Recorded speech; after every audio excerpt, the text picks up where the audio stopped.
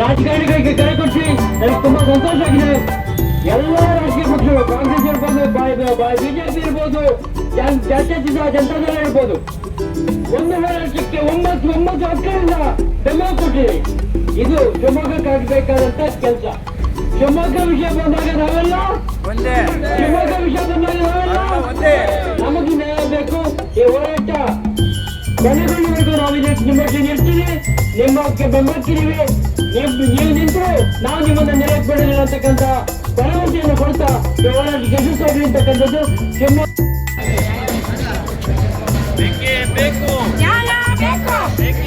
High court ಪೀಠ ಬೇಕು, high court ಪೀಠ ಬೇಕು, ಹೈಕೋರ್ಟ್ ಪೀಠ ಬೇಕು. ಯಾತಕ್ಕಾಗಿ ಹೋರಾಟ, ಯಾತಕ್ಕಾಗಿ ಹೋರಾಟ? ಇನ್ಕಿಲಾಬ್ ಇನ್ಕಿಲಾಬ್. ಯಾತಕ್ಕಾಗಿ ಹೋರಾಟ, ಯಾತಕ್ಕಾಗಿ ಹೋರಾಟ?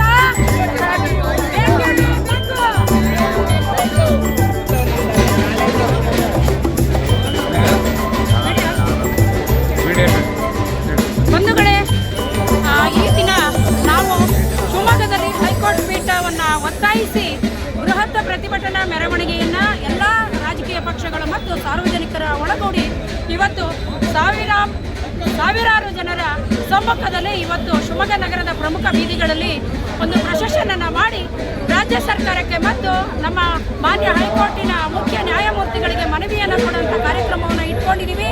ಇದಕ್ಕೆ ಸ್ಪಂದಿಸುತ್ತಿರುವಂತಹ ಶಿವಮೊಗ್ಗ ಜಿಲ್ಲೆಯ ಎಲ್ಲ ನಾಗರಿಕ ಹಿತರಕ್ಷಣಾ ಸಮಿತಿಗಳು ಹಾಗೂ ಎಲ್ಲ ರಾಜಕೀಯ ಪಕ್ಷಗಳು ಪಕ್ಷಭೇದವನ್ನು ಮರೆತು ಈ ದಿನ ಪಾಲ್ಗೊಂಡಿದ್ದಾರೆ. ಅವರೆಲ್ಲರಿಗೂ ಜಿಲ್ಲಾ ವಕೀಲರ ಸಂಘದ ವತಿಯಿಂದ, Karnataka federation of women lawyers ಮತ್ತು ಎಂಪಿಸಿಆರ್ ಸಂಘಟನೆಯ ವತಿಯಿಂದ ಆರ್ಥಿಕವಾಗಿ ಸ್ವಾಗತವನ್ನು ಬಯಸ್ತಾ, ಹಾಗೆ ನಮ್ಮ ಈ ಒಂದು ಹೋರಾಟಕ್ಕೆ ಜಯ ಸಿಗಲಿದೆ ಎಂಬ ಆಶಾಭಾವನೆಯೊಂದಿಗೆ ನನ್ನ ಮಾತುಗಳನ್ನು ಮುಗಿಸ್ತಾ ಇದ್ದೀನಿ. ಸುಮಾರು 5,000 ಸಾರ್ವಜನಿಕರು ಇವತ್ತು ನಮ್ಮೊಂದಿಗೆ ಕೈ ಜೋಡಿಸ್ತಾ ಇದ್ದಾರೆ, ಧ್ವನಿ ಜೋಡಿಸ್ತಾ ಇದ್ದಾರೆ, ಸಹಕಾರ ನೀಡ್ತಾ ಇದ್ದಾರೆ. ಸಹಕಾರವನ್ನು ನೀಡ್ತಾ ಇರುವಂತಹ ಪ್ರತಿಯೊಬ್ಬರಿಗೂ ಮತ್ತೊಮ್ಮೆ ನಮ್ಮ ವಕೀಲರ ಸಂಘದ ವತಿಯಿಂದ ಹಾಗೂ ಸಂಯೋಜಿಸಿರುವಂತಹ ಎಲ್ಲ ಸಾರ್ವಜನಿಕ ಹಿತಾಸಕ್ತಿ ಸಂಘಟನೆಗಳ ವತಿಯಿಂದ ಧನ್ಯವಾದಗಳನ್ನು ಸಮರ್ಪಣೆಯನ್ನು ಮಾಡ್ತಾ ಇದ್ದೀನಿ. ನಮ್ಮ ಶಿವಮೊಗ್ಗ ಜಿಲ್ಲೆಗೆ ಹೈಕೋರ್ಟ್ ಪೀಠ ಬೇಕೇ ಬೇಕು. ಸಾವಿರಾರು ಜನರು ಸೇರಿದ್ದಾರೆ. ಇಷ್ಟು ಸಾವಿರಾರು ಜನರ ಒಬ್ಬರಲ್ಲಿನ ಕೂಗಿಗೆ ಹೈಕೋರ್ಟ್ ಪೀಠವನ್ನು ಮಾನ್ಯ ಮುಖ್ಯಮಂತ್ರಿಗಳು ಬೇಕು ಅನ್ನೋ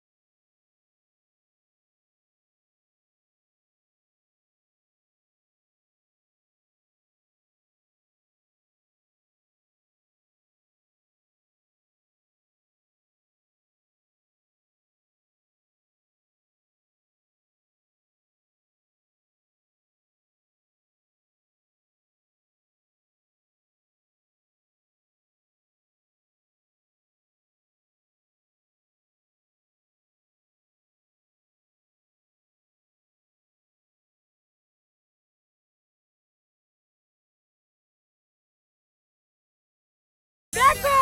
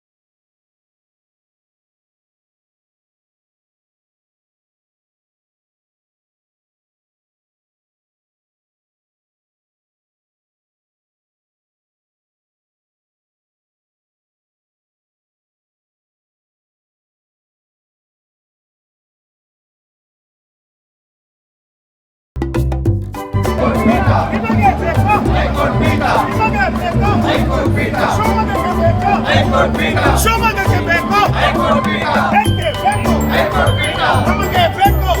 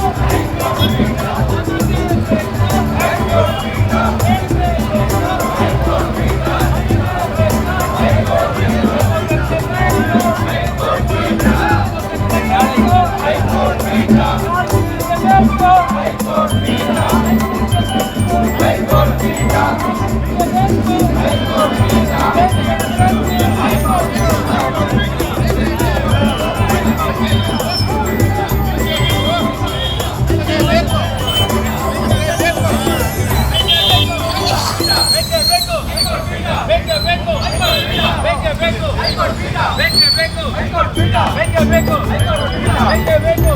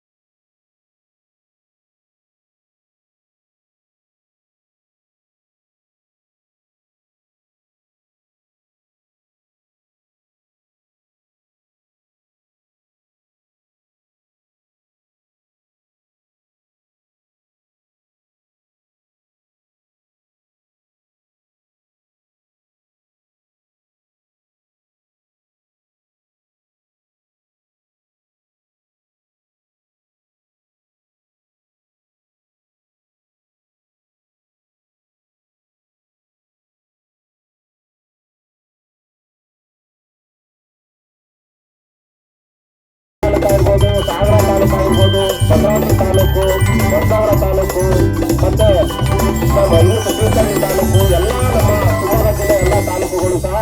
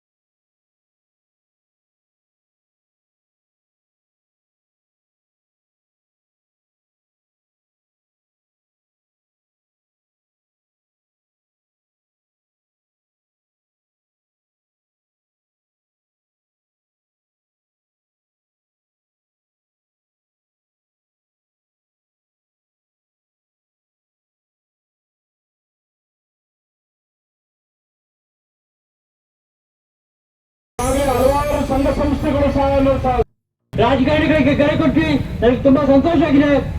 ಎಲ್ಲ ರಾಜಕೀಯ ಪಕ್ಷಗಳು ಕಾಂಗ್ರೆಸ್ ಇರ್ಬೋದು, ಬಿಜೆಪಿ ಇರ್ಬೋದು,